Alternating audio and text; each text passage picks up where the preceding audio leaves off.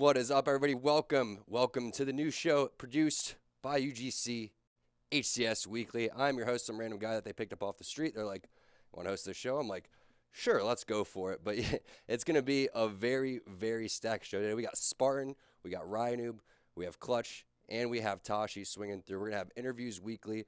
We're covering up-and-coming events. And obviously, London is around the corner. So we have to get basically the Tupac and Biggie of Halo right now.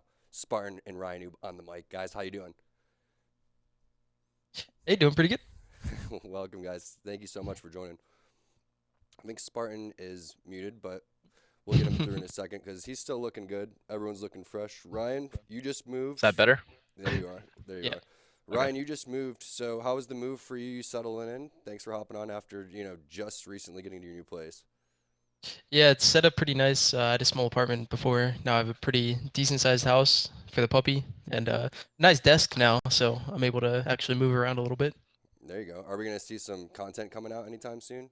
Missed the old Probably Ryanoob not. videos. I missed the old Ryanoob Uh, videos. yeah, I mean, it was a lot of time put into those videos, and they're good for branding. They're good for getting people to like me, but Right. I didn't make anything from the videos. I think I made like $79 from YouTube. That's not that bad. So, Hey, that's no, I haven't gotten $79 that sent you can have anything. Oh, you Yeah, haven't but you have gotten to sent like make anything? no, you have to make the $100 to get them to send you the money. So like, Classic.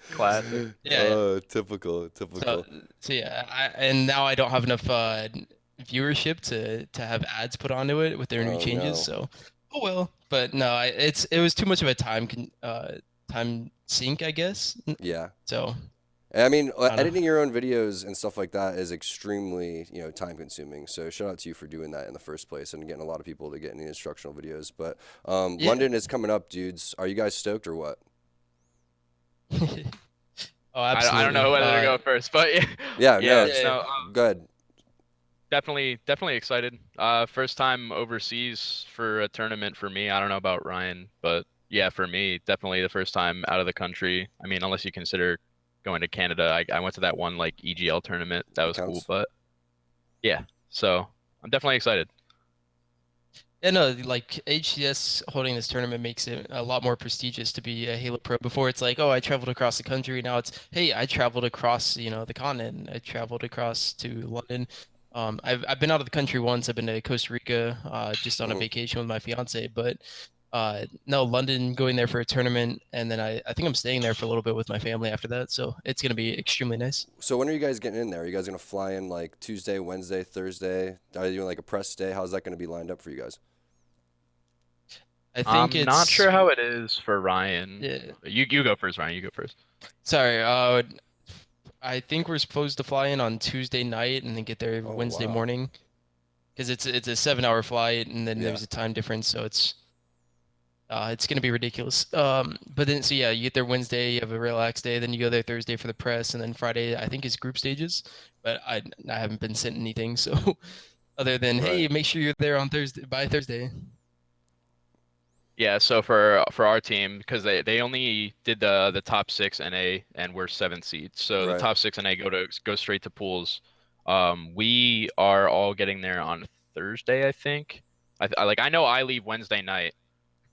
Actually, no, I leave Wednesday afternoon because I have to fly to JFK. I have like a 5 hour layover and then I fly overnight.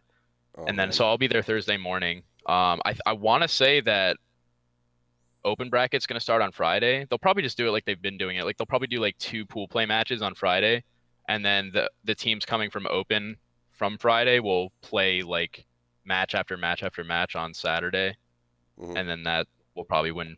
I would assume that's how they do it for champ bracket and stuff. Are you gonna stay like extra, or are you gonna check out the city, or are you just gonna go in there, try to handle business, and then get out? I think I'm just going there and then I'm just leaving. I know like L Town's staying. I don't know about the rest of my team, but I know I'm just kind of like going and then coming back. Yeah, it's hot in here, guys. Hold on one second. Let me use the questions that I was gonna ask you guys, and then just do this really quick. There we Yeah, go. a lot of my We don't family need just these like, papers hey, anyway. a lot of my family is just like, hey, you're going to London? I am too. So They're just going with a you? couple of people. Yeah, my parents, my sister, my aunt just like decided Dang. they're coming. So we're staying there a week after. I really want to go to a soccer match while I'm out there. like as like my favorite club's probably Liverpool, and they're playing Tottenham, another like top 6 team, and but that's on Sunday of the tournament. So yeah. Yeah, that's unfortunate timing. Yeah. So let's go back to, because you were just talking about, Tyler, how you had to get into the top 6, obviously, to get out there, and then you guys got 7th. Ryan, this question's for you. You guys had a really crazy run, obviously, in NOLA. Coming out of the losers bracket and doing what you guys did. I mean, you started off with a couple close 3-1 series, like numerous 50-49 games, 3-2 flag games. What was that like for you guys coming through that long losers bracket run? Like, how did you guys wake up that day? And were you guys kind of just like, all right, this is our day, let's put yesterday behind us? Honestly, no, we didn't come in with any kind of different mentality. I think that the group stage was kind of flawed from the beginning. When we lost to the European team, we kind of just recognized, hey, there's no really changing any of the results. Even if we win these matches, like the best we could do is maybe like a 3-way tie where we're still going to lose the tiebreaker. So we didn't really put too much effort into the matches after that. We kind of just said like, hey, let's go out, have some fun, yell at some people, and then put all our effort into the loser bracket matches. And did you guys expect to have any type of, reverse, sweeps and stuff like that? Because you're down 2-0, no. you come back. What's that like for you guys? I mean, it happens so fast. Nobody's expecting it. When you guys are down 2-0, what everyone watching is thinking, right? Yeah, and I think we were thinking it as well. You always say like, oh, you shouldn't be thinking those thoughts. It should be one game at a time. But really, in that situation, you're like, oh, wow, those were some rough games. I think we could have won both of those games, like against Reciprocity and against Elevate. Right. I think we lost. Like our first game was just like, what just happened in that game? And then we like go on later in the series, we're down 2-1. It's like, I don't think we should have lost either of those games. What happened? And we end up like barely pulling it out. Going up against Rec, we barely lose our first 2 games. I think we were up like 35-25 in the Slayer, and we lost. It's like, what's happening to us? Right. Like, but then once we're on our back foot, we started clutching up a lot more. It's nice when you get those close games. That's why it's so important. People don't realize, like, even closing a game when you're down, say that you're losing like 40-20, right? If you just bring that back and make that next game respectable, like that's so important compared to just getting completely slaughtered in that game, because then you start off the next game, if you have a bad initial spawn and they get map control like in a strongholds game, you're done for against a top team that's already snowballing right there. So just like making sure, like you said, keeping those games close and just like having that confidence, that's so important. That's so key. Tyler, for you guys, you guys ended up coming in and you guys are obviously even playing here in the top 4 in the 2K. So playing at a pretty high level right now. What are you guys expecting going in 7th seed? How are you guys feeling like you guys are going to go in and place? And how much have you guys been preparing going forward? We've been preparing a lot more in this last like week and a half or so, and then like this next week up until we leave, we're gonna be preparing a lot. I think we'll do well as long as our biggest issue as a team is like our consistency in terms of our communication. I think a lot of it revolves around like me trying to keep the communication calm, because our whole team is kind of like, obviously me alone, like I'll get hype and stuff, but I think if I just focus on keeping the team calm and we communicate what needs to be communicated, that's where we'll thrive. So honestly, like we should do well, but it kind of like falls on us, if that makes sense. No, yeah, it does. Ryan, for you, do you guys play better when you're like more hyped up and yelling callouts, or like when you guys are kind of calm, or is it like kind of combination of both? Um, Honestly, I couldn't tell you. We're more calm online, kind of. I mean, we just don't like playing online at all, and no team really does. Right, right. And then once we get to the event, it's so weird. Like some games you're just like so calm and so fluent in everything that's going on, and then some Right. games you just go crazy. And I don't think we really have like a better play style. It's just all about in the moment. Like what's gonna get your team like into the game? Is it gonna be you guys getting hype? Or is it gonna be you as a captain? Sometimes you have to step up and say, we can't push right now, hold on, like making sure you keep them in line, or is it like, oh, we don't care, we're better than them? Yeah, yeah, So yeah. it just it depends team to team. You know, when you're playing against reciprocity, you want to play a lot faster. But then versus elevate, it's like, wait, is someone? Are we missing someone? Like, make sure we don't like Right. make a mistake. So it really just depends. Yeah, and it's kind of series by series too. What do you guys think of Yeah. like the new game types overall? You guys kind of feeling the game types? Anyone that you think that is better than the other? I am not a fan of like any of the new game types at all. Right. I really dislike Refuge Slayer, like highly. Yeah. Refuge Flag is super average in my opinion. Fisher Oddball is terrible. Echelon Ball is actually kind of fun. I do like that. And Eden Oddball is like meh. But the rest of the new game types I'm just not a fan of at all. What do you think, Ryan? Yeah, I think they're all right. They're not like the weird thing about Halo 5 is like no map is really good. So when they created Yeah, these new pretty maps, at least like there was something that was better. Like there's something that was new, so it made it more interesting. And I think a lot of the community wanted that as well. So I don't think they're good. I A don't couple of the really. Halo 5 maps are pretty solid though. Like, what's your guys' They're all right. like? I would say Plaza is a decent map. You guys like Plaza? it's all right. It's all right. I mean, every map has its flaws, but I mean, you look at like how, Empire and like how is that ever Well, I put mean into a Empire. Well, game? what's your all right, Ryan? What's your favorite Halo 5 map? Favorite Halo 5 map? I Yeah, couldn't tell you. Probably Truth. Truth. Yeah, I would But say Plaza and Truth are my two favorite. What do you yeah. think, Tyler?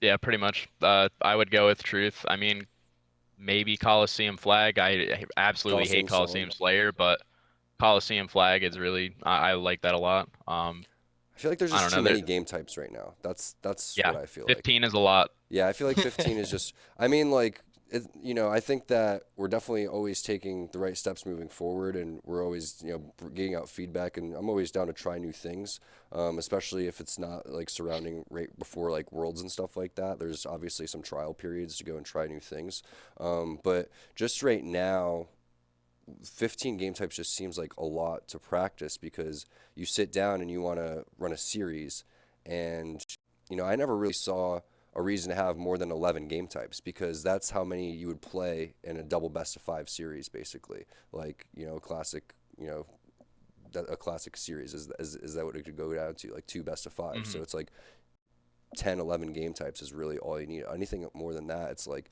you got to practice from each color at that point. So now it's like you're practicing like 30 different things here, 30 different beginning strats. And that's like, I don't know. For me, that's why I think that Halo 3 is so easy to watch. And that's why people have been gravitating and really stoked about this DreamHack 2v2. And that's why I had like so many retweets and stuff like that. Is you watch the game and you can really see and understand what's going on at a certain pace because you look at the pit and it's kind of like Dust 2 and Counter-Strike where it's just like there's X amount of ways to go and fight, and there's X amount of objectives. You have the overshield down in the pit, you have rockets in the green box, and you have like the sniper rifles that people can go and get. And it's so fun in the beginning of the game to feel that pressure of going to that area and fighting over that objective. And I feel like we really miss that now. It's like a lot of times you're just desperate in your life to go and try to burn something in the beginning of the game, and that's really not how it should be. Hmm. Yeah. I agree. I agree. I always said that I wish one thing that we had in Halo 5 was the ability to delay the initial spawn of a weapon or a power up, so that way off the start of the game you don't have players just thrust sliding and giving up Right. their life. And it's the same thing every time somebody like Yeah. two teams play against each other. It happens every time on every map. People are just flying and dying for these weapons and power ups because like I mean, you don't want the other team to get them, and usually one side has an advantage over the other to get the power up, which is even worse. So I wish that we had that ability to delay the initial spawn, power, have overshield spawn 2 minutes after the game starts, and same for weapons. Yeah, That's why that'd be that's definitely fun. one big thing I think Halo 3 as a whole just had on Halo 5. That's why Well, it's so just much. just in general, when you go back and you look at a game like Halo 1, and it's great to just bring up all this discussion because MCC and the update that came out, and it's just so. Have you guys had a chance to go and play it yet? Yeah, I yeah, played the Insider for a while. I haven't played the new update though. Yeah, you were moving, Ryan, so you got a pretty good excuse. Yeah. Went in there and played, Halo 1 and Halo 2. Didn't have a chance to play Halo 3 yet. I'm kind of taking my time going up there. But Halo 1 is a blast. And when you go back and you play these games, what you realize is that, there's something to fight for like every 30 seconds. Like there was a sniper rifle that would pop up. But how crazy was it that a sniper rifle in Halo 1 would pop up every 30 seconds, but it was never too dominant because you could pistol somebody or just the way that it was. Like, imagine a sniper rifle popping up in a later version of Halo every 30 seconds. It's just not possible. That's how different each game is, now. So, we're a place now where it's like, yeah, I don't know, maybe if adding new maps or something like that is needed, but even like going and tweaking something as little as that could make it just like a little bit more entertaining, or just tweaking the game types just around a little bit more. I'm always a fan of like, moving around the strongholds too, because it's still like the same map and stuff like that, or Yeah. just like narrowing the strongholds and putting them in a different side of the map, like on the rig or something like that could be fun. Yeah, We've already done it absolutely. before, so like that's the type of stuff that I would like to see, so we can kind of shift the meta in a different way and make it like a little bit more exciting for everyone to start and get practicing more, because like we're one of those games where we always stream our scrims, and it's like people are not streaming their scrims and scrimming nearly as much as they used to. And that's obviously because the game's out, been out for a while. But if you kind of make these little changes and make it a little bit more entertaining, that's what just gives these, teams more excitement to play. Because if you're a team that's a little far behind, that's like, you're like, all right, well, now Splice has to go and do this now and play this new game type. We can kind of catch up to Splice based off of that they have to go and change, the positionings that they normally hold, maybe because the strongholds moved.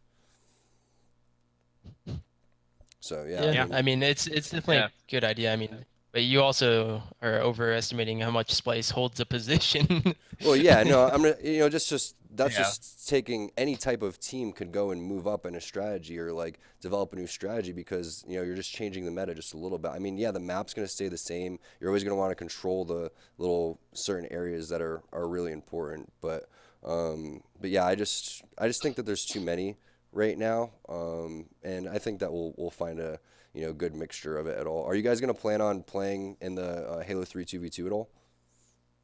I don't know if we If we can. can. I Yeah, mean, like I don't know if we're you I don't probably know guys. if gonna be I don't know. considering it. I Yeah, think I don't know if it we're makes allowed sense for to. you guys to be able to. I mean, Yeah, right? I would like to. Even though I haven't touched Halo 3 in a while, but I would play it just to If have you fun in guys it. were But I able don't to, would know. you play? Yeah, yeah, I Yeah, would. Okay. absolutely. What was your guys? Yeah, Was Halo 3 both of your favorite Halos? yeah.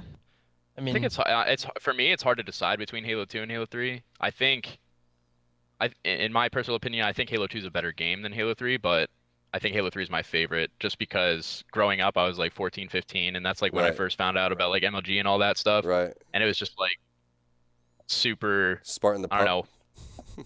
Yeah, yeah. I don't know. Just I remember just watching MLG tournaments and just how I don't know, just how amazing Halo 3 tournaments were to watch Yeah, if you just like it was fun to think about it. watch. It was fun to So watch. I think that's like Halo 3 is my favorite game, but I would probably say Halo 2 is like actually a better game in terms of like its mechanics. It's a tough call. I'm a Halo 1 fan, but we'll save that conversation for another time. Um, yeah. I mean, I went to the beach land though, Tom. oh That yeah, was pretty how fun. how was Yeah, that? I got smashed. I Did mean, do I you have did a all right, respect honestly. for Halo 1 though, where you're just like, oh wow, like the control on here is insane, or are you just kind of like, oh, it's all spawns? I mean, I think there's a lot of problems with Halo 1, and that What do you I think? mean, I respect the people that are good at it, and I think Right. that it takes a lot of skill to be good at it, but I don't like the overall concept of Halo 1 with the spawning, how fast you spawn, Oh man, and I love how that. close how close you spawn to your teammates, like where it's like predicted where you're gonna It's spawn so it. And influenced. I Yeah, mean, it's like so I influenced on where your teammate respect is. it. I respect it, but I think getting killed like it's four spawns in a row because it's like a cycle that's too predictable, and you can spawn on a grenade. Like I don't know. There's too many problems with that, but it's still a good game, and I still respect the players playing it.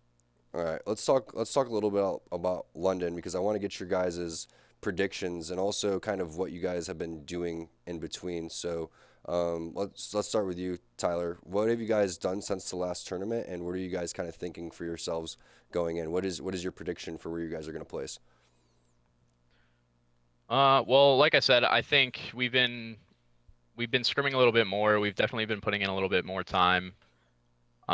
We've been going back and watching film on to try and fix like small mistakes that are kind of repetitive. Obviously, you want to like fix those small things that keep happening. Um, as for in terms of like where we'll place, I mean, kind of just depends on. Like I said, I think that depends on us the most. Like we as a team will thrive better if we stay cool, calm, and collected. So like our placing will depend on how we're all playing, like how we all show up, and how our communication is. I definitely would say we'll place inside the top 8, but I think Right. depending on whether we place, seventh, eighth, or fifth, sixth, or top 4, like anywhere in there, just depends on how we're playing as a team, realistically. It's always solid to know like what you guys. It sounds like you guys are aware of what you need to do, which is really good because Hmm. if you just reiterate those things like going in beforehand, even like before each series starts, like at the tournament, and you just say, guys, like, hey, like remember, guys, our communication's super important. Like that's such a better problem to have than being like we don't know how to play like strongholds on the rig. Like like a lot of teams have that problem Yeah. where it's like, okay, well, we're really bad at these game types, and like that's just what they accept. And it's like you guys actually have tangible things that you guys can look at and work on. So it seems like you guys, are going to fare pretty well. Ryan, what about you? We haven't been practicing as much as we probably should be. I've been putting time into moving. I got a new puppy, so Mhm. actually, Shooter got a puppy as well. So we get him like hanging out a little bit and talking about the pups and what we're doing, what we're teaching them. Right, Are right. they potty trained yet? And, so it's been a lot of fun. It's been a lot of work, but other than that, we've been playing like some CS together as like a team. Like we'll get done with Nice. Halo and be like, all right, let's go play some CS because we can blow some steam. We're all like around the same rank, around the same terrible rank. Um, Other than that, I've been going with my family a lot more. We went to a river. I messed up my hand real bad, Oh so I've no. been taking a little bit of a break. It was like right when we're moving So too, so I'm that's like why you picking up haven't been boxes. scrimming. I love how you're like just like throw Yeah, that one towards the tail end of the story. yeah, no, like my hand. It's like I don't have a I think hand now. I got like second degree burns on my hand because I was like Oh the no, river man. had like some rope swings on them and I grabbed it. I don't know if it was too hard or too soft, but I like rope burned like real bad going down it. And like we still had like 3 hours on the river before we could get off, and I'm sitting there like hands in the water, like laying back in my kayak, just dying. That sounds like That was a terrible I had a pretty similar story. I also have stitches in my hand right now, so I totally feel you.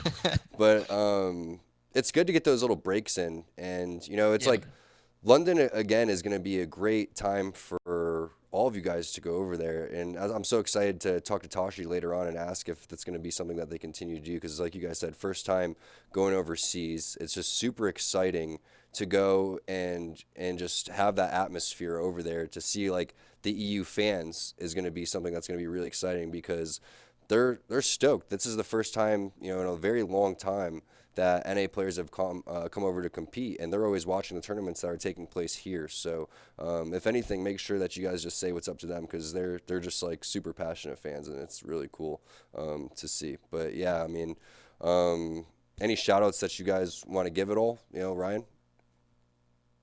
I mean, shout out to Trifecta. Without them, we wouldn't have gotten fourth place at the last tournament. We wouldn't have even been there because of the mishaps with MLG and the point system. We ended up getting ninth when I think we were the eighth seed. Really? Didn't Which know I that. mean, I don't really want to go into. I mean, I can talk to you after stream, but Okay. without Trifecta, they hooked us up last second, and they're like, "Hey, go to this tournament. Like, do your best. Don't worry about anything." Nice. Without them stepping in like that, I don't think we would have even been at the tournament. So huge shout out to Well, them. plug their Twitter. Yeah, at Trifecta GG. There you go. All right, Tyler. What about you? Oh, he's got the shirt on. He Uh, changed shirts. This guy changed shirts in between shots. I didn't I even don't realize. rep other orgs. This is the only org that I rep, right? Just shout out to you for having us on. Thank you, Hey, appreciate thanks, it. man. Shout out to HCS and having us over at London. That's going to be super fun. Definitely looking forward to it. Shout out to my teammates. I'm excited to compete with them again. And shout out to Elevate for hooking us up and helping us out as well. All right, good luck, guys, at the tournament. Make sure you guys take tons of pictures, and hope you guys the best of luck at the event. So appreciate you guys again hopping on. Thanks you guys for watching as well, guys. Next up after that is going to be Clutch. He's coming in on the show. Going to be super excited to have him on here. He's been Halo 3 national champion in 2009 on Believe the Hype, if you guys are not familiar with him. Also casting as well. Kind of nursing a little bit of, we're not sure if it's a gaming injury or not. Wes, can you hear me? Yeah, I can hear you, Tom. And no. This is a injury I suffered on duty. For those that don't know, I'm a deputy sheriff here in Shelby County, Tennessee, and I tore my labrum in my bicep one night just doing what I had to do as part of my job. So I had surgery about a month ago, and I'm rehabbing it and doing everything I need to do to get back to 100%. So now's my chance to like hit the gym and kind of catch up a little bit. Yeah, now now's the chance for anyone that sees me at probably Atlanta will be the next tournament I'm at. If you want to kick my butt, that's probably your best opportunity. So just get him right in the watching my shoulder. back. Just kind of give him a nice little nudge when you see him. No, don't do that. All right, man. So you've been casting now, coming in and giving, a good analyst in there and holding it down. How does it feel for you to be working up there on the stage? How much more chill is it than competing? Oh, it's a walk in the park. I mean, literally, when people ask me what I do, I'm like, my job is literally to predict what I think is going to happen in a series, and then no matter what happens, I just get to talk about what I just watched. So, I mean, it's as easy as it gets, man. I love doing it. I love being at the tournament, still being a part of the scene, watching the competitions. I mean, it drives me crazy sometimes when I'm like, watch that crucial mistake or watch that team like make that clutch. I mean, I just remember that feeling, and it takes me back, and I do get emotional up there on the analyst desk. That's for sure. Yeah, I mean, there's so many people that you've teamed with in the past too. For example, Demon D coming back to play, and it's like you watch everybody and you're friends with everybody, so you want to root for everybody, and everyone's still competing against one another. It's crazy because it's just been everybody in the scene for so long. But we were talking about MCC on the last conversation. Have you had a chance to play? Are you able to play? Are you able to like use your hands fully? Yeah, absolutely. I couldn't play for like the first week or two since my surgery, but I mean, I kind of like probably did what I shouldn't have done and took the brace off, took the sling off, and gamed pretty hard when MCC and the Insider program came out. I mean, I love Halo 3. I mean, Right. I used to grind it every single day as a teenager, so it brought back some memories. It's a blast. I can't wait to watch this 2v2 tournament. There's a lot of these kids that have been playing MCC for a long time. Like for the past 3 years, some people have been playing Halo 5. These same kids play MCC every day. And honestly, if I had to pick between them or some old pros coming back and trying to win this 2v2, I'd probably pick these new kids. That's what I was going to say. So who are some of these new kids? Because I haven't heard of these people. And like, where did they come from? Were they just coming in strictly playing Halo 3 on MCC?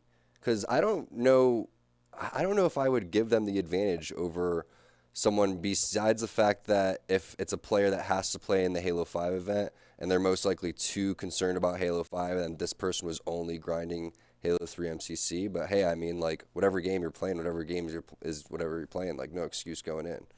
That's exactly what it is. And it's these kids are putting in so much time, and they're taking this 2v2 tournament like as the potential to make their names like a statement for themselves and for all their hard work. And I mean, it's exactly what you did coming up, what I did coming up, what anyone does coming up. They grind.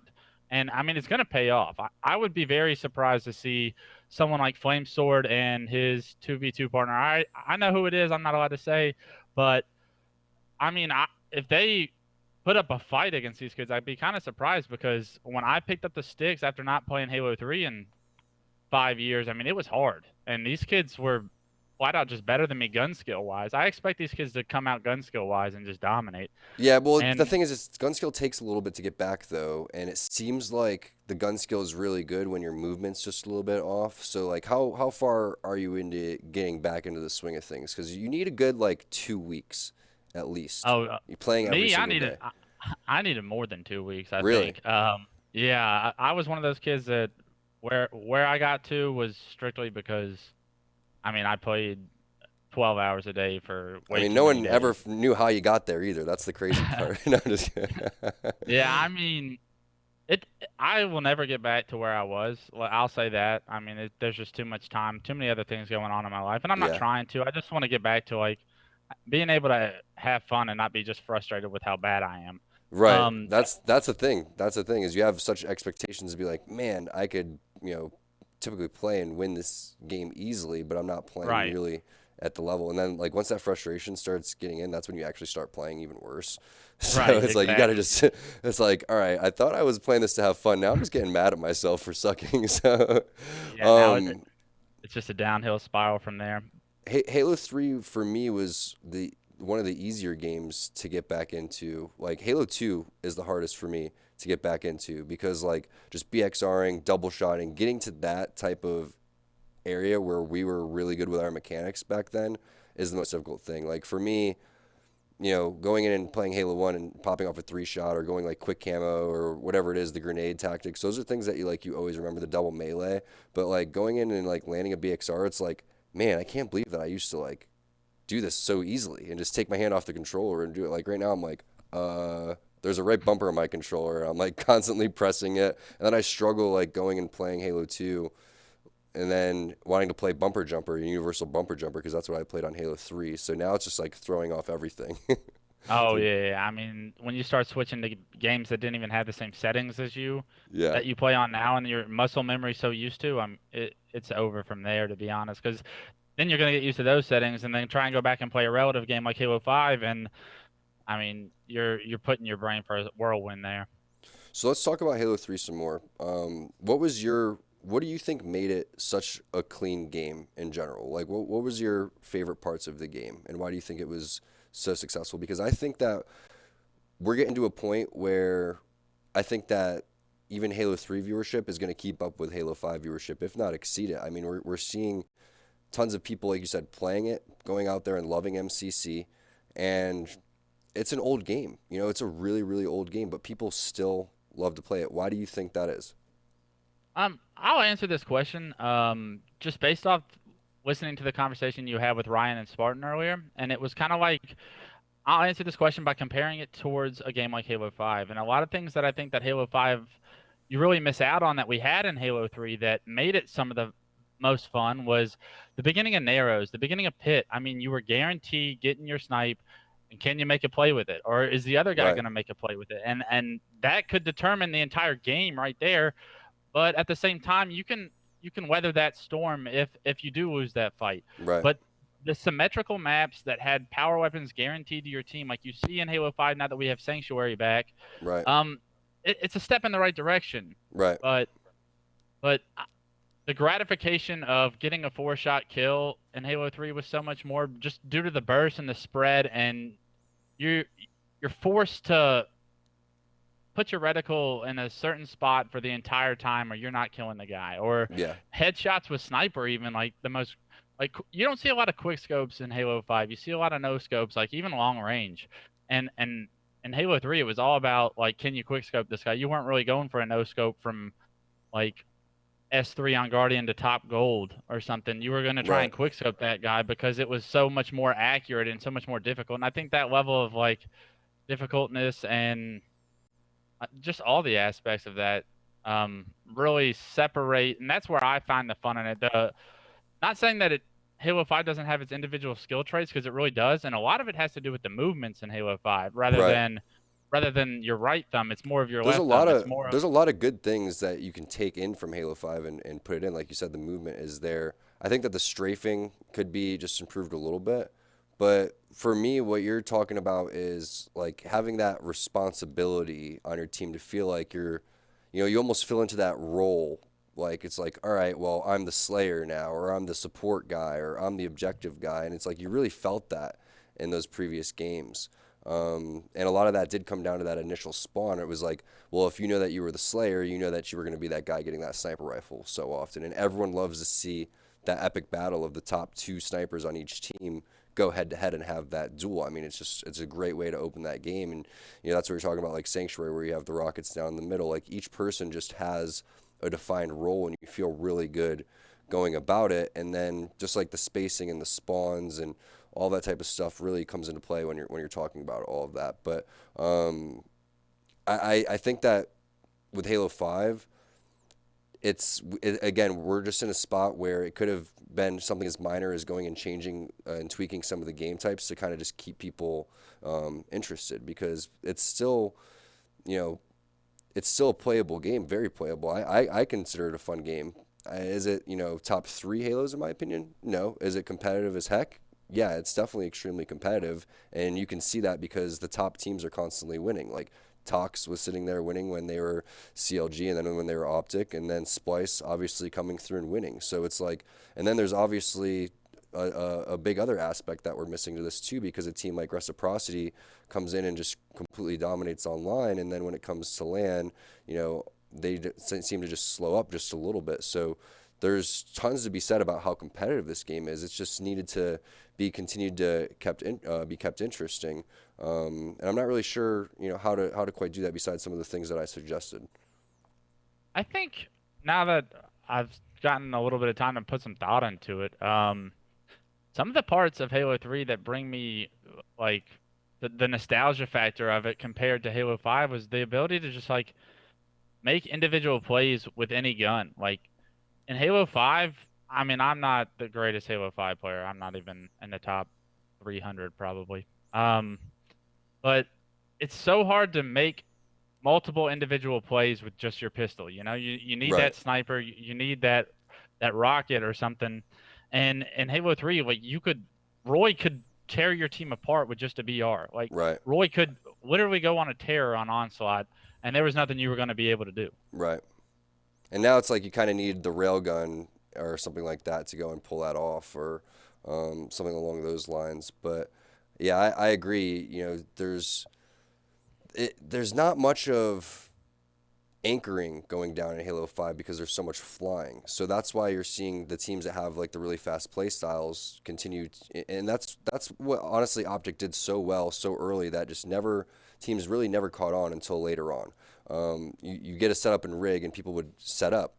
Optic would go and fly at you, when they would go and dominate in the rig, and they would just go and start collapsing in all these different areas. It's played completely different than any other game. Strongholds has started to evolve more into like a ring around the rosy type of thing, where it's like, all right, now we're just going to give this up, and it's not, like there could be a huge difference in kills, but there could be a huge difference in the score in a Strongholds game, which is just a little weird, to go out and see. So I think that one thing that I would love to see is if there is going to be, I would love to see down the road just more customizable options, like the option to remove Sprinter, not to have Spartan abilities, auto-stabilize, all that type of stuff. Make everything customizable, and then, make the maps, big and small, because some of these maps are just too small to go and have all these different types of abilities, which makes it, it's like you can cap a flag in 3 or 4 seconds if you're just going to be sprinting across the map, and your spawns are just like so much less significant, and you feel so like little basically when you spawn. When you would spawn previously without any type of sprint, I feel like you just felt like, all right, I'm going to go where I want to go into this most important scenario. Now you have to think a lot faster, which is okay. I'm totally cool with that. But it just creates a little bit more chaos, and it's just a little bit harder to follow, I feel like. And that's just something to keep note of. I think that if we can go back towards, slowing things down just a little bit, I think that people would dig that. Honestly, that's personally what I'd like to see. I definitely think the pace of Halo 5 is faster than any other Halo. I mean, it's by far, it's not even close.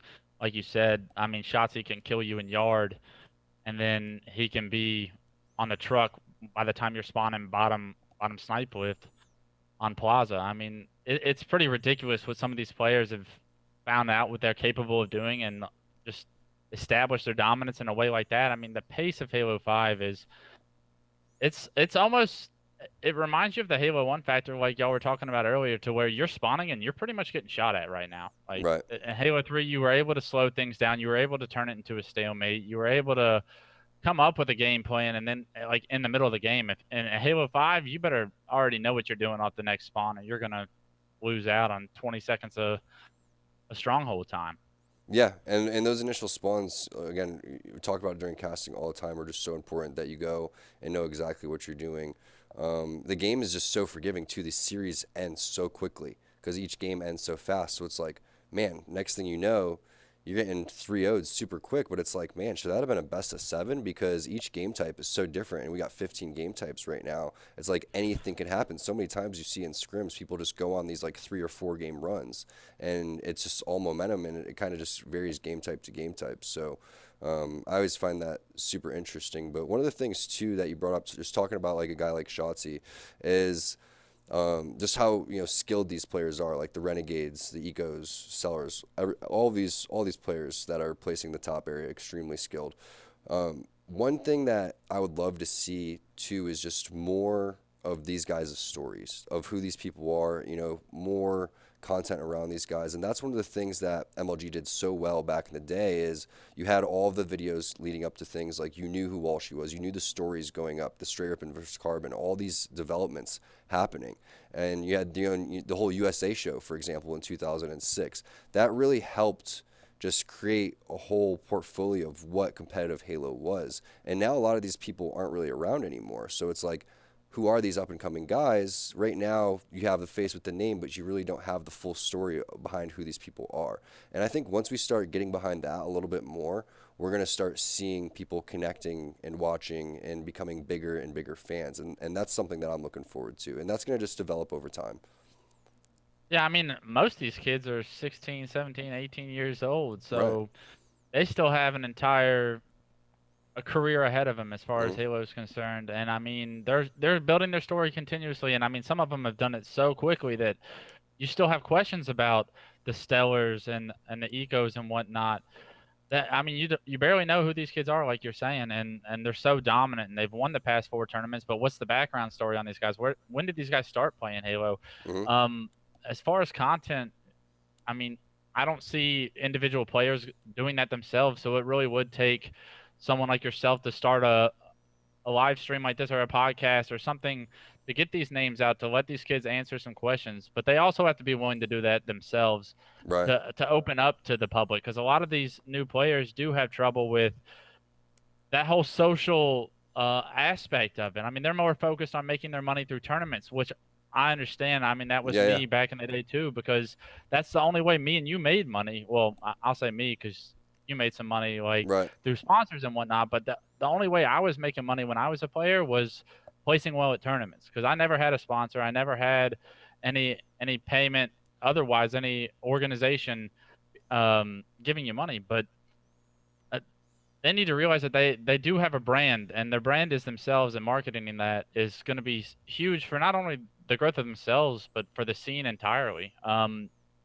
It's going to take something special to have these kids come out of the woodworks and realize that, because I mean, they've been told this multiple times, and right now they're just focused on collecting their paychecks, placing well at tournaments, which I'm all for, like I said, but there's just so much more to be had. Right. I mean, that's another thing too is, you know, getting the support from some of the orgs is, pivotal to the success of everything too that's going on. And that's why with, for example, Straight, I'm trying to, we recently picked up Jazero, and it's like, who is Jazero? No one really knows his story. Still an up and coming free for all guy. And, even a guy like Commonly, for example, no one really knows a lot of these guys. Destroyed, there's not really much information on him.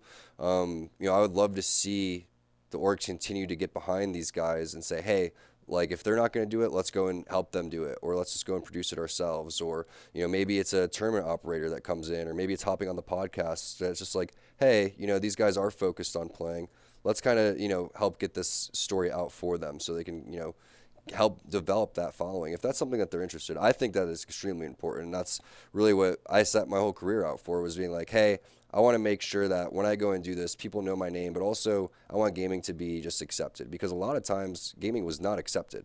Back when we started doing this 10, 15 years ago, I mean, I would go to high school, and now if you went to high school and told people you'd play in Fortnite or gaming, people were like, oh my God, how can I play with you? Like, back when I would play games, I'd be like, almost scared to go and tell people I played. I at first I was like a little intimidated, and I was like, you know what, screw it, I'm gonna go and say it. And a lot of people looked at me like I was weird or crazy that I went and played these games. Next thing they know, they see me on like some magazines, and they're like, oh, holy cow, hey, what's up, being all friendly and stuff. And it's like, oh, hi. But that's just very important to everybody in general, to go and get to know these people, to become bigger fans. That's the number one thing, is you want to know who you're rooting for. You don't have to really get into your personal life. Just talk about, what your controller settings are, or just like your play style, or what you offer your team. When we're talking about opening up, it doesn't have to be an open book. It just has to be, what type of music do you listen to? Something along those lines, just so someone could be like, oh, wow, I like that music too. I'm a fan of this guy. And that's really where it starts. And that's where I would really love to see these stories continue to go. So now that's out there, hopefully we see it a little bit more. Hope so. Yeah, I completely agree with you, man. These kids have such an opportunity nowadays with the way social media works. And I mean, not only are they playing for $1 million tournament every year, but they really have. Take it from Ninja. I mean, we've seen Ninja come from literally bottom of the barrel to the man. I mean, anywhere he is, he's gonna have a camera on him. If he's sitting Yeah. in Madison Square Garden tomorrow at the Knicks game, they're gonna show him on TV. I promise you. Yep. And that's all because he was so focused on his brand and doing Yeah. his name, getting his name out there and working hard. And the sky's the limit for these kids. TLN House, he would bring his laptop over to stream, I think before Twitch was even Twitch. And this is like 2010, 2011 time. And, it started off streaming every single day for about 6 years. And sometimes it takes, 5 years, 4 or 5, 6 years of work consistently every single day for all of a sudden a mass amount of people to recognize you, or to have that like overnight success that a lot of people think happens. And that doesn't happen overnight at all. A lot of people just think that it was just like, oh, one game, boom, that's what blew it up. It's like, no, there was probably about like 10 games that were gone and played from the start of like Halo Reach, going and putting into that. And yeah, I mean, it's super interesting to see. And then what I would like to see too is more efforts to get people that are like these, OG guys back too. Like I would love to see, I think like Ogre 1 has been streaming with Ogre 2 playing like Halo 1 MCC. I'm gonna try to start my stream up too, but I would love to see, let's get like old teams together and see if we can get the full BTH, get the full straight, get the full carbon, and get an MCC and have a couple of matches and have some show offs and showcase matches like that. Yeah, absolutely. I mean, that would be a blast. Neighbor streams MCC just about every day. Best Man's been streaming some MCC. That's half a TV right there.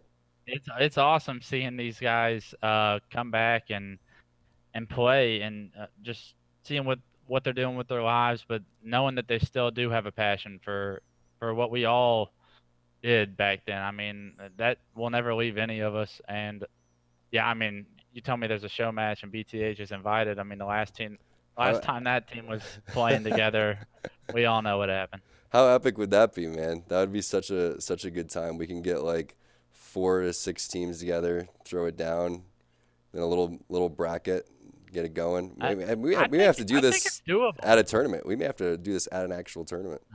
We got to get Scotty on the phone. I need his Scott, thumbs what's he up to? What's he up to? I actually hadn't talked to him in probably a year, and this I called is Cloud, him, in case you guys are wondering. Cloudy Cloud. I called him last week, and he's a League of Legends guy now, and that's true. He's pretty good at it. Yeah. Hopefully he's not tilting too hard when he plays. I know he's hard on himself. But he's working. He's finishing up school, and he's good. It was good to hear a familiar voice. Oh, Wes, I didn't realize how much time we had taken up, man. We have to wrap this up pretty soon because we got Tashi waiting on the other line, buddy. I respect that. You can go to Tosh. You want to give any shout-outs before we have to bounce out? Yeah, this wouldn't be a feature of Clutch without me checking you, Tom. So shout out to as much chest as you're showing on the stream today. It's hot in here. Got it. I was going to unbutton all of them, but I don't think that's legal on stream. Shout out to everybody watching. Tashi, I know you're next. I'll give you a shout out. Thank you for the opportunities you've given me in the past year. I look forward to seeing everybody in Atlanta. Cool, rock on. All right, guys, that is Wes, and we will hopefully have him on the show again sometime soon. Next guest coming up, it's going to be Tashi from 343. Stoked to have him on the inaugural show. Tashi, can you hear me on the other side? Loud and clear. Can you hear me? I can. Hey, man, thank you so much for hopping on. I know how busy you are, especially with London coming up. But yeah, of course. But yeah, welcome, man. Appreciate it. Yeah, thanks for having me, and thanks for putting on an awesome show. Can we just talk about how much of a class act Wes is real quick? Yeah, for sure. Funny story, like when I used to play a bunch of Halo 2, Halo 3 back in the day, like super hardcore. I was a 50 in MLG playlist, had some of the highest experience. So I grinded like Wes was talking about. And I used to like, my goal was to like match against pros and beat them whenever I could. Right. And I used to match against Wes a lot, and I used to hate Wes because he was such a big trash talker. And like every time, relentless is trash talking. But now I got to know him personally, and what an amazing guy he is, and really great to have him part of the scene. Yeah, he's super funny and super humble guy. It's funny when we were competing against each other. It's like impossible to get along with somebody that you're like butting heads against, like at the highest level. But afterwards, There's you know, competitors. yeah, just competitors. It's just awesome to see, and he's killing it on the desk too. So definitely shout out for you picking him up. But London is coming up next week. I wanted to talk to you about international Halo competition because. For a lot of people that don't know, you're heavily involved in 343, leading the esports charge over there. When did this stuff start to happen with the conversations of sending so many international teams to play over in EU? Yeah, I think it was mainly early last year. With the format we had, it was very segmented. So we had a pro league in Europe, we had a pro league in North America, and just to try to keep the scenes kind of and their leagues separate. The events were separate too, and we started to kind of commingle with the finals at DreamHack, and in Atlanta and in Denver, and people had always given us feedback that they want to go compete in America, right? Mm-hmm. The Europeans are taking our prize pool. We want to go take their prize pool. Yeah. So it was always just building, and we kind of hit the reset switch for earlier this year, as everyone knows. Changing up formats, changing up partners and everything. And it just felt like the right opportunity. Obviously, earlier this year was the Halo World Championship, so it's all regional qualification. Right. But now all the events this season for HCS are global open, so anyone can come out and compete. So I'm not sure if you're allowed to answer this fully, but you started planning this fairly early in the year. How early do you guys start planning? Like the last tournament that we have on schedule right now is DreamHack that's happening in November. Nothing is on schedule after that. So are you guys currently working towards that already and planning for 2019 already? Even if you can't give full details on what that may be? Yeah, I can't give details today. Obviously, we want to share as much information as we can, as soon as we can. But yeah, we start planning out on like kind of 12 to 18-month cycles. Mm-hmm. Obviously, last year we had a lot of big changes, like I mentioned earlier, with all of our partners and big change in format. So that takes a long time to kind of work through all of that. But yeah, like you mentioned, this DreamHack Atlanta, and like that's been in the works for quite some time, and it takes a lot of kind of stars aligning, if you will, to make sure our partners are ready and the events make sense and the Right. locations are right. And you know how it goes into some of this working at UGC, but there's a bit of luck that goes into it, right. If you will. Stars aligning, basically.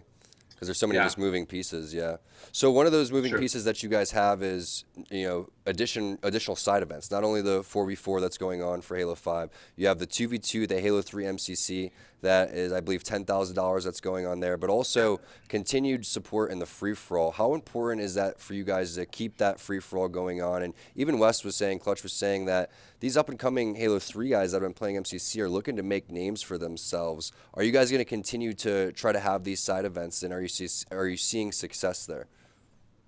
Yeah, so we started dabbling with that actually a few years ago, and we saw immediate success, right? FFA skills and 44 skills, there's some overlap there, of course, but there are a lot of different players, your FFA specialists. And so, and also when players get knocked out of an open bracket, they want something else to do. They want something else to play. And so FFAs are always a good opportunity to kind of mix things up, have a strong format, give away some prize money, and just let people play and compete in more Halo. And we showed some on the broadcast too. So they've been a huge success, not only in North America, but also around the world, in Europe and Australia, wherever we run them. And so we definitely want to continue doing side tournaments, and overall the approach is to kind of layer on, add to the events, and build on them as we go and make them as, exciting for not only players, but fans and viewers at home and whatnot. So for Atlanta, obviously with Master Chief Collection getting recent updates, a lot of excitement around Halo 3, a lot of excitement around MCC. It just felt like a natural and very much wanted thing to do throwback tournament with Halo 3. So for Halo 3 and MCC, since you are behind the scenes, I got to ask this question to you. What was it like for you guys launching that, knowing what happened, and then having that journey to relaunch it now? Is it really just a huge weight off your shoulders, or just a big, thank you to everyone that kind of stuck around to make sure that got fixed? Like, how is the vibe now in the office now that this update has come out? Yeah, so obviously it was a massive effort to kind of work towards these series of updates, with the first one having come out last week. Publishing team, community team has been working on it for all year plus some.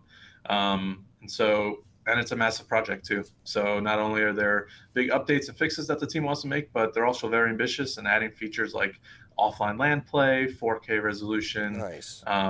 all the selective downloading that you can do. So it's not only just making improvements, but also just increasing the quality of the product too. So yeah, it's been a massive effort, and MCC is a massive game. There's 4 or 5 games in there, full campaigns, multiplayers, all online play, ranking system, matchmaking, like massive games. So you can imagine it takes a massive effort from a lot of different parties to put it all together. So everyone today is, super proud of the hard work that's gone into this update. And if you keep an eye on the blogs that Sketch has been doing, this is just the first in a series. And I think the thing that everyone is really proud of the most is probably how close a partnership that we've had with the community, with the flighting program, getting people early access to the builds ahead of time, taking their feedback, iterating in the flights, and then ultimately shipping the release that came out last week. So yeah, it's been really exciting. And, we have more news coming for MCC, not just on, the actual game side, but also on the esports side. And that's a little tease, but stay tuned for more. What was your Halo game of choice? Halo 3? Halo 2. Halo 2 is my game. We were just talking about how hard it is to go and play Halo 2 and just remember BXRing and double shotting. It's like you feel like a granny trying to double shot nowadays. You're just like my fingers do not work or how they used to, or it's like I like to blame the controller. That's my excuse. I'm like, they don't make them like they used to. I think he's controller. The timing is tough too. It is. A lot of when I go back and play these older games, I played a bunch of H3 the other night, and just the timing of, you always had this internal clock that you didn't even realize of, hey, new sniper's coming up soon. I should look at the clock and see when it's coming up. New overshield. Even when you kill a player in your base, let's say on pit, like, when you got to their side of the map, when they would be respawning, and when you should throw a grenade into Mauler to block the spawn. So all of those little timings, they take time to come back. Yeah, no, it does. For me, like I say, it takes 2 weeks to come back and do everything. But I remember you used to kill it in Halo 3, so I'm surprised that you didn't say Halo 3 overall. And I knew that you put in the hours like you were saying to Wes. But we only have a little bit more time, Tashi, so I just wanted to talk about London really quick and get your predictions going in, mainly about the EU teams. Do you think that they're going to have a little bit better showing since they're playing basically from home? I certainly hope so. I hope there's a bit of pride on the line for these guys. And there's been a lot of banter and trash talk over the last year and a half or so between the two regions, North America and Europe. And, now's the time to put up or shut up. So hopefully Europe can rally together. Hopefully the fans are there to rally together. We actually just sold out all spectator tickets. So awesome. Gfinity crowd is going to be super hyped. And hopefully we have some great competitive matches. I'd love to see a European team break into the top 8 again. But we'll have to see if they can do it. Yeah. Shout out to the Gfinity squad for sure, and shout out to the EU teams. Good luck to those guys. Tashi, thank you so much for all your hard work on the HCS, man. Really appreciate you coming on the show as well. Absolutely. Thank you, Tom, for having me, and thanks for hosting this awesome show. Yeah, appreciate it. We're going to be doing this every week, guys, so make sure that you continue to watch. But that's it for this episode and this week. After this, there is going to be the London drawing, so make sure that you guys stick around for that and watch to see. And then also the semifinals and finals of last week's 2K. I'm T Squared. I'm your host. This has been HCS Weekly. This has been episode 1. We will see you next time.